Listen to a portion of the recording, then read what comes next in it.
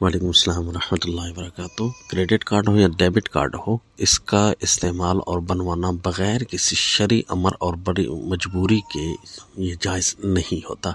Debit card یہ ہوتا ہے کہ آپ اے ٹی ایم کی طرح آپ اس میں اپنے اکاؤنٹ میں پیسے ڈلوا لیتے ہیں اور اس سے آپ جو ہے نا خریداری کرتے ہیں۔ جب وہ پیسے ختم ہو جاتے ہیں تو بس بات ختم۔ اور کریڈٹ کارڈ میں یہ ہوتا ہے کہ وہ بینک آپ کی طرف سے پیسے پے کر رہا ہوتا ہے اور ایک مخصوص رقم آپ کو قرض دیتا ہے جس پر وہ سود بھی وصول کرتا ہے۔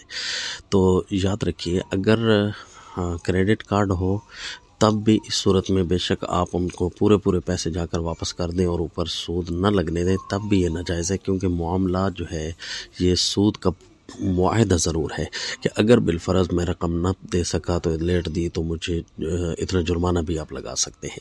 تو یہ معاہدہ سود کی وجہ سے بھی ناجائز ہے۔ اور دوسرے یہ کہ بینک کی سروس ہے اور بینک سودی ادارہ ہوتا ہے، اور سودی ادارے کی سروسز لینا کسی بھی مجبوری کے علاوہ جائز نہیں ہوتا۔ اسی طرح ڈیبٹ کارڈ ہے، بے شک وہ تو ایک اے ٹی ایم کی طرح ہوتا ہے، لیکن یہ بینک اپنی پروموشن اسی کے ذریعے کرتا ہے اور بینک کا جو ہے ادارہ آگے بڑھتا ہے انہی چیزوں کے ساتھ۔